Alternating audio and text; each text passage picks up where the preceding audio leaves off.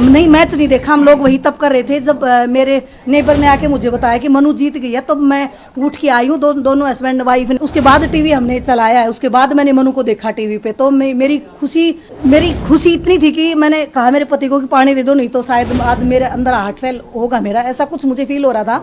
तो इतनी खुश हूँ आज मैं कैसे बताऊँ आप लोगों को। मैं दोनों बच्चों के लिए सुबह से प्रेयर कर रही हूँ कि एक अकेली मनु से काम नहीं चलेगा, क्योंकि सर्वजोत का भी स्ट्रॉन्ग होके खेलना बहुत जरूरी है। मैं सचमुच में बहुत ज्यादा खुश हूँ, और आप लोगों के प्रेम को देख करके तो मेरी जो खुशी है वो आज 4 गुनी ज्यादा बढ़ गई है।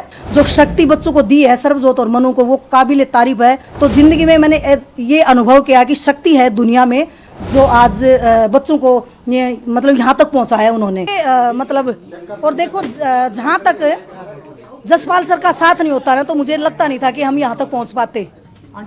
सच्ची में मैं बता रही हूँ कि जसपाल सर के संग के बिना हमारा जो विकास था वो रुका हुआ था, और जो ही जसपाल सर का संग हमें मिला, आज देखो मनु ने क्या बल्ले बल्ले कर दी दुनिया में। खिलाड़ी बनी है जिसने एक ही ओलंपिक में 2 मेडल लिए।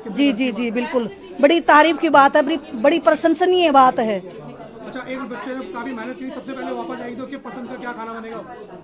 वो मैं तो जब उसको लेने जाऊंगी, एयरपोर्ट पे लेने जाऊंगी, तब मैं उसके लिए जो वो कहेगी मैं खाना बना के वही लेके जाऊंगी। क्या पसंद है उसको आंटी सबसे ज्यादा? उसको सारी चीज पसंद है उसको, वो जो मैं बनाती हूँ, मेरा हाथ का सब खाना पसंद करती है, सब मतलब अच्छा लगता है उसको मेरा हाथ का बना हुआ। क्या लेके जाएंगे स्पेशल उसके लिए बना के? उसके लिए मैं पूछूंगी फोन करके। हाँ, बोले थे क्या? तो मैं आलू के परांठे ना, एक्चुअली क्या होता है जब हम गरम गरम खाते हैं ना तभी अच्छे लगते हैं। आलू के परांठे मैं हॉटकेस में पैक करके लेके जाऊंगी। एक तो उसमें पसीना आएगा, तो वो जब वो उसके अंदर पसीना आएगा तो फिर उसका वो टेस्ट था वो खत्म हो जाएगा। तो इसलिए मैं ये चाहती हूँ कि मैं गरम गरम एक परांठा मनु को खिलाऊं। वो एक ही खाती है, बस ज्यादा नहीं खाती है। जी बात होगी तो सबसे पहले क्या कहोगे? अभी बात होने वाली थोड़ी देर में। बस मैं ये कहूंगी बेटा, जो मैं चाहती थी वो तुमने कर दिखा दिया बस। मैं सचमुच में बहुत ज्यादा खुश हूँ, और आप लोगों के प्रेम को देख करके तो मेरी जो खुशी है वो आज 4 गुनी ज्यादा बढ़ गई है। तो आप पूछिए मुझसे क्या पूछेंगे। मैं सुबह से हम लोगों ने जल्दी से सब काम किया, खाना खाया, बैठे भगवान की भक्ति में लीन थे, क्योंकि जब टोक्यो ओलंपिक हुआ था तो मनु की पिस्टल में जो गड़बड़ आई थी वो मंगलवार को ही आई थी। तो आज मैंने कहा कि भगवान आज आपकी भी परीक्षा का समय है, और हमारे तप का आज परिणाम आपको देखना कि आज हम क्या करेंगे। तो सच्ची में आज हनुमान जी ने जो शक्ति बच्चों को दी है सर्वजोत और मनु को, वो काबिल तारीफ है। तो जिंदगी में मैंने ये अनुभव किया कि शक्ति है दुनिया में, जो आज बच्चों को मतलब यहाँ तक पहुँचा है उन्होंने। तो हमारी जो श्रद्धा, हम चारों हमारी फैमिली में, जैसे मेरे पति, मैं, मेरा बेटा और मनु, हम हनुमान जी के बड़े भक्त हैं। हम अपनी पूजा करते रहते हैं। मैं हर रोज़ बच्चों को बोल के, अभी तो जैसे उनकी हैबिट होगी, हर रोज़ हम जय हनुमान ज्ञान गुण सागर श्री हनुमान चालीसा का पाठ करते हैं। और मैं सुबह 4:30 बजे उठ के, जब से मनु ने ट्रायल करी है, मैं पूरे साल से, मैं पूरा जनवरी से लगी हुई है तब करने की, भगवान मुझे वो फल अब की बार निष्फल मत करना, फल जरूर दे देना मेरी बेटी को। चाहे मुझे अंगारों पे चलना पड़े मैं चलूंगी, चाहे मुझे कांटों पे चलना पड़े मैं चलूंगी, बट मेरी बेटी को निराश करके मत भेजना। तो आज वो नहीं, मैच नहीं देखा। हम लोग वही तब कर रहे थे जब मेरे नेबर ने आके मुझे बताया कि मनु जीत गई है, तो मैं उठ के आई हूँ। दोनों हस्बैंड वाइफ ने अच्छे से उसके बाद टीवी हमने चलाया है, उसके बाद मैंने मनु को देखा टीवी पे। तो मेरी खुशी इतनी थी कि मैंने कहा मेरे पति को कि पानी दे दो, नहीं तो शायद आज मेरे अंदर हार्ट फेल होगा मेरा, ऐसा कुछ मुझे फील हो रहा था। तो इतनी खुश हूँ आज मैं कैसे बताऊँ आप लोगों को। मैं दोनों बच्चों के लिए सुबह से प्रेयर कर रही हूँ कि एक अकेली मनु से काम नहीं चलेगा, क्योंकि सर्वजोत का भी स्ट्रॉन्ग होके खेलना बहुत जरूरी है। दोनों बच्चों के लिए मैंने लिखा भी है डायरी में, मैं आपको पढ़ाऊंगी मैंने आज क्या लिखा भगवान के प्रति और बच्चों के प्रति, और अपने लिए और अपने पति के लिए, अपने परिवार के लिए क्या लिखा है। मैंने बहुत कुछ लिखा और वो सब आज सफल कर दिया भगवान ने। सच्ची में देखने के पीछे का क्या रीजन मानती है? मैं ये रीजन मानती हूँ, क्योंकि जो बोलते हैं कि शूटिंग करते हैं तो उस पर एक माइंड को फोकस रखते हैं। तो मैं सोचती हूँ कि मेरी जो एकाग्रता वो भी मेरी बेटी के बहुत काम आती है।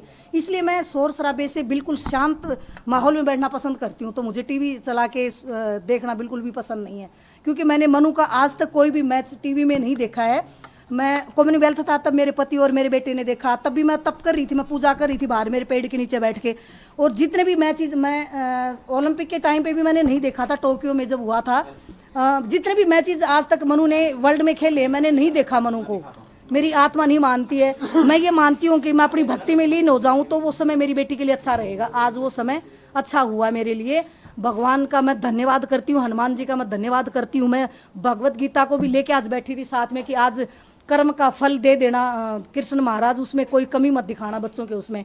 तो आज मेरे शब्द अपने आप अंदर से निकले जा रहे हैं। पहले दिन शायद आप आए थे, इतना मैं नहीं बोल पा रही थी, आज मेरे अंदर भाव अपने आप ही निकल रहे हैं अंदर से। शायद वो भी एक शक्ति भगवान की देन है जो अंदर से आ रहे हैं, बार बार निकल रहे हैं। गीता का जिक्र किया है जी, भी क्या रेगुलर मैंने गीता पढ़ी है। तो मनु ने गीता अभी शुरू की है पढ़नी, मैंने पढ़ा गीता को। और जब से जनवरी से मैं मनु को हर एक श्लोक जैसे गीता का संस्कृत में बोल के सुनाती हूँ, फिर मैं उसकी हिंदी मनु को एक एक शब्द के साथ उसको बताती हूँ। तो उसका धीरे धीरे इतना इंटरेस्ट गीता में हो गया था। और अभी भी जैसे आप लोग भी देख रहे हैं कि उसको श्लोक भी आज याद हो गए गीता के। तो गीता में जिंदगी का हमारा सार है, हमारा जो संस्कार है, जो हमारी जिंदगी का जो सार है, वो सब गीता के अंदर समाया हुआ है। तो मैं ये चाहूंगी कि हमारी संस्कृति दोबारा से संसार में प्रसिद्ध हो, जो हम भूल चुके थे उस संस्कृति को दोबारा जीवित करें हम सब मिलके।